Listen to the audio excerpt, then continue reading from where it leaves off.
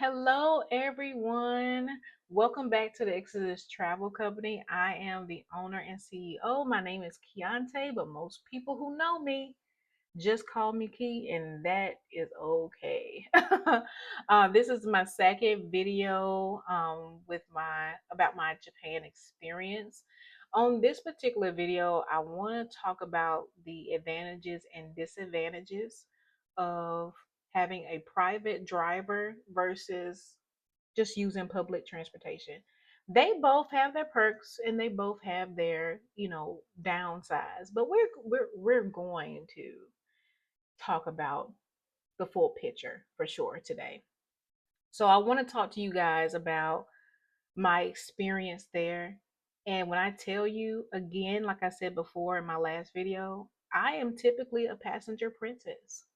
Okay? I am all for hiring a driver come scoop me up at the hotel entrance.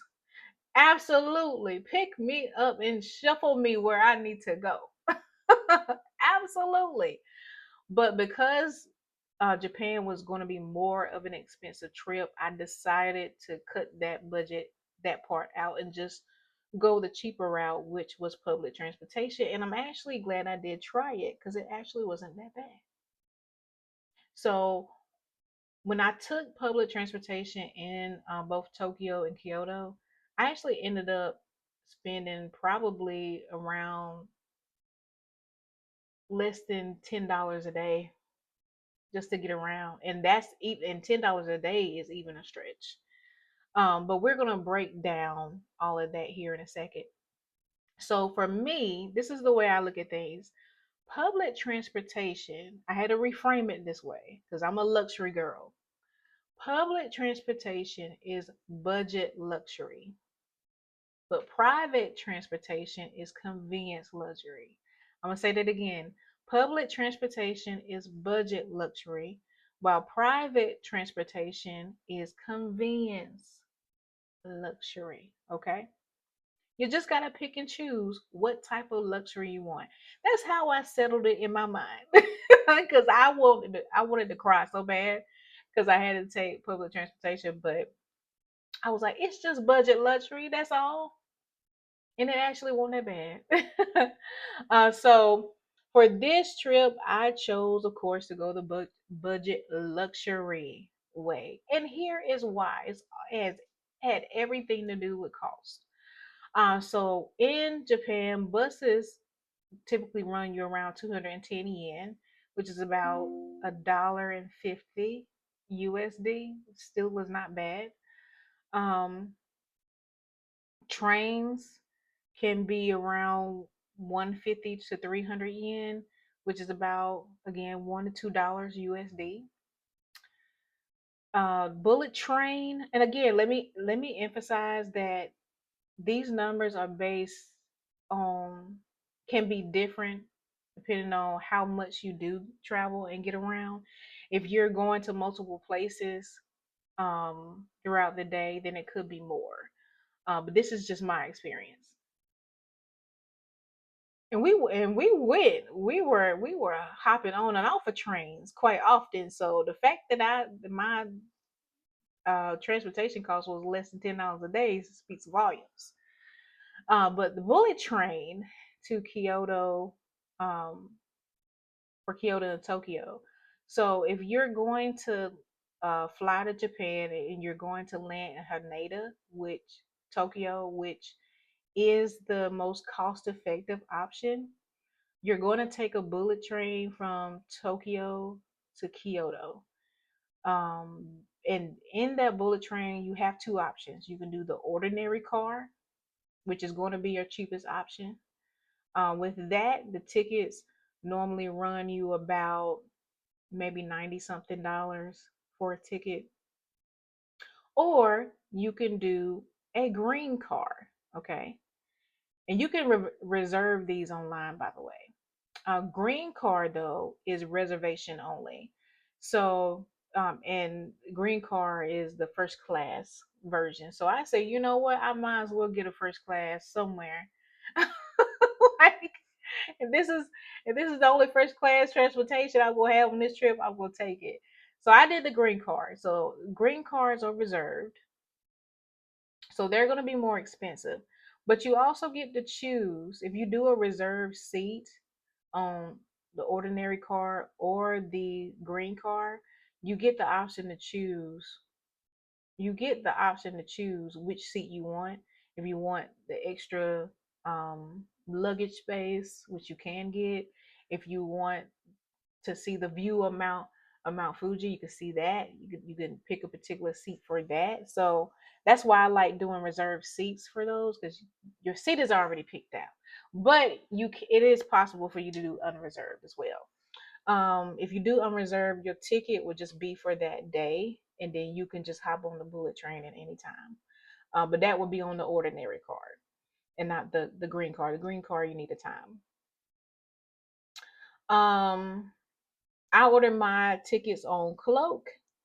I ordered them on Cloak because Cloak was a lot easier for me to understand, and it was pretty streamlined. Like they you can order your tickets, I believe, a month in advance. They will only well, let me say this: they will only verify your tickets a month in advance because that's when the window opens up. So just make yourself a reminder to make sure you order your bullet tickets a month before you're supposed to board the train. So, but that train ride was pretty amazing. I enjoyed it. Um, Again, my daily transportation was around. I would, if I can give a rough estimate, it would be around $5 to $7.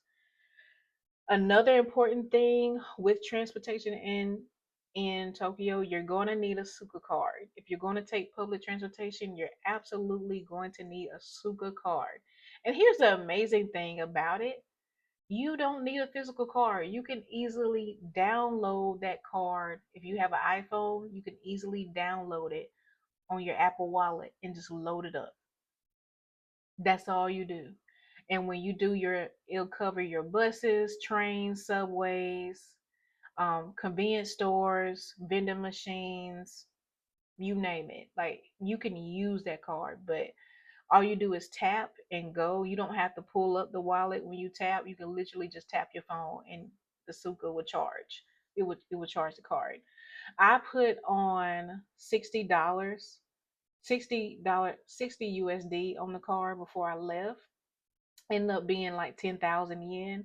That lasted me the whole 2 weeks. So yeah.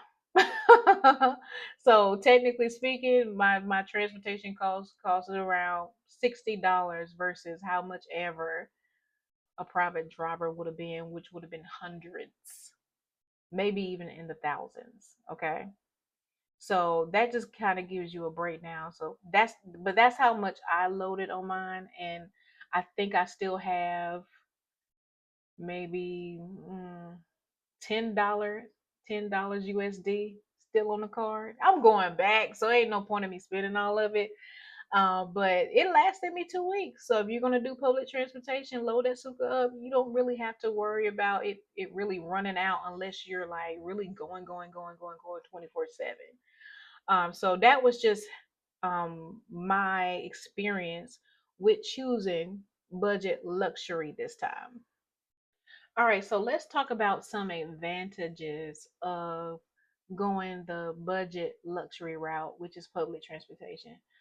For starters, it's very reliable, it's very cheap, it's cost effective, it's very clean. Japan stations are relatively clean.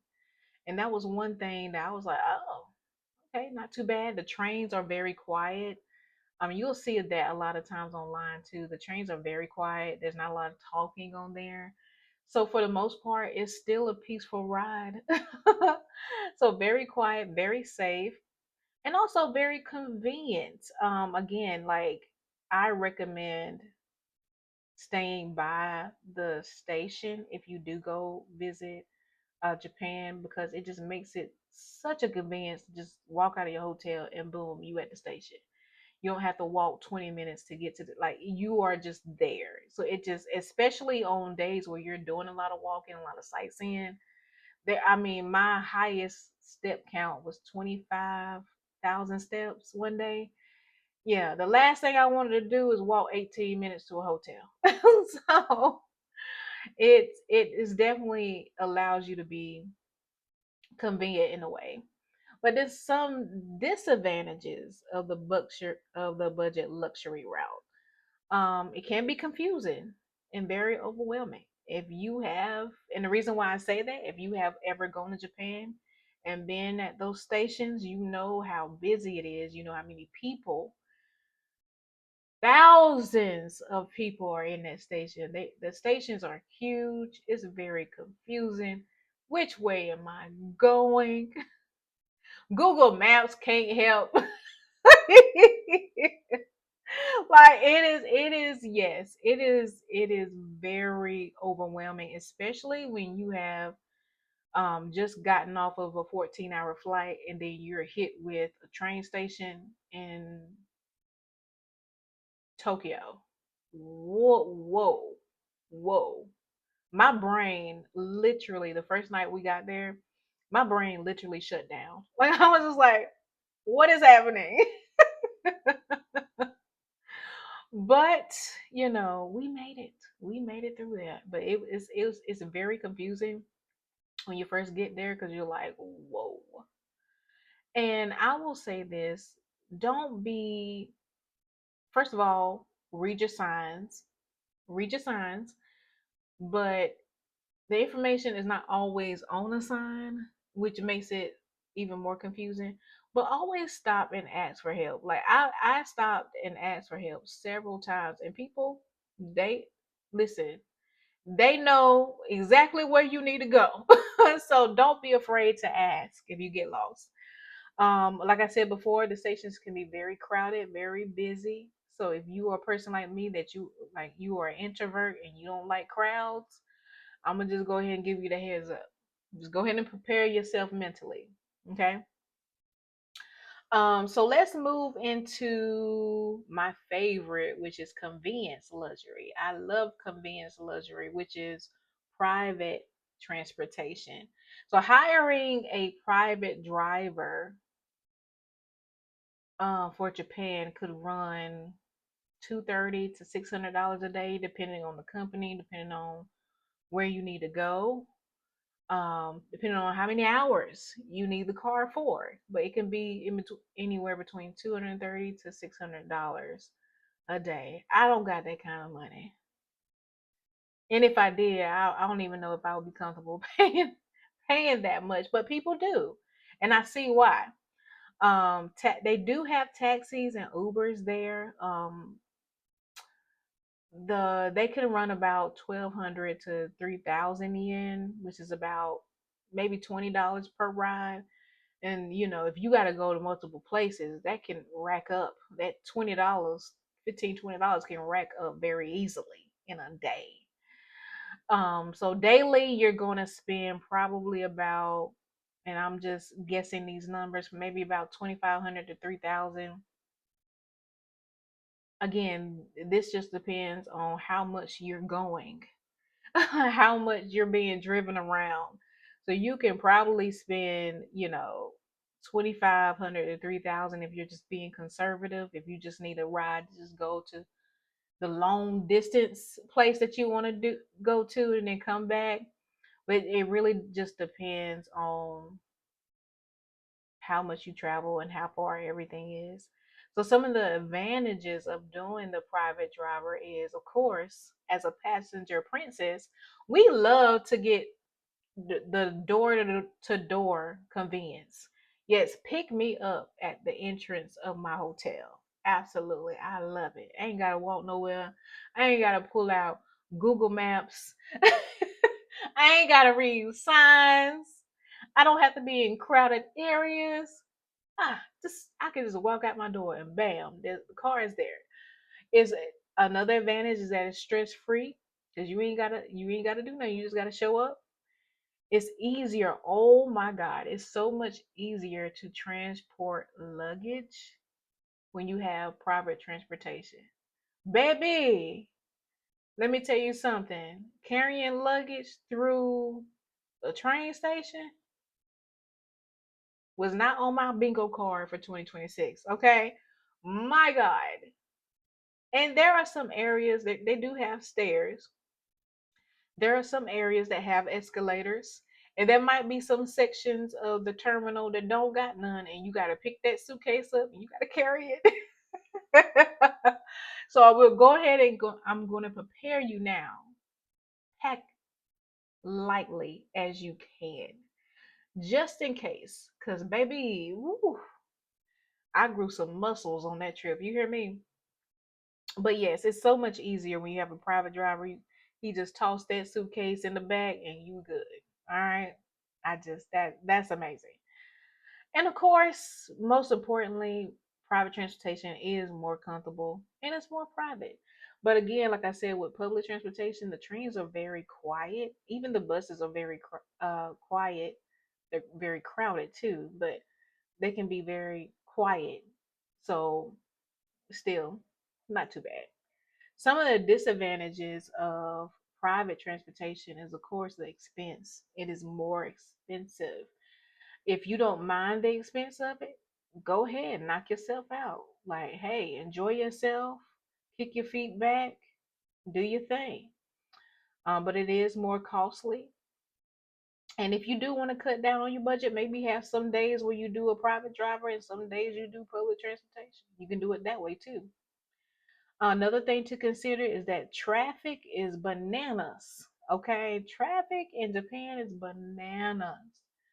So if you do a private car versus a train, it may take you a lot longer to get there versus just taking the train. So just consider that, depending on what time of day it is and what time of year.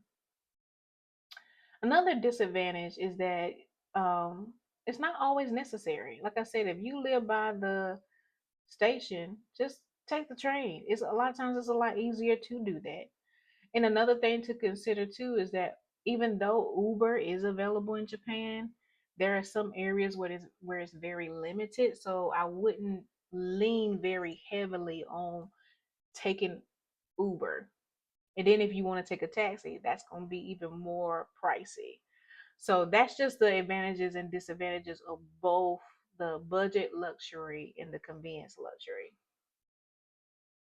So, in conclusion, if you are thinking about cutting some costs to your trip to Japan, considering private versus public transportation could literally save you hundreds or maybe even thousands of dollars. Okay. So definitely consider that if you're trying to cut costs and you want to keep that budget under a certain limit, hey, try out public transportation for a change. You might just like it.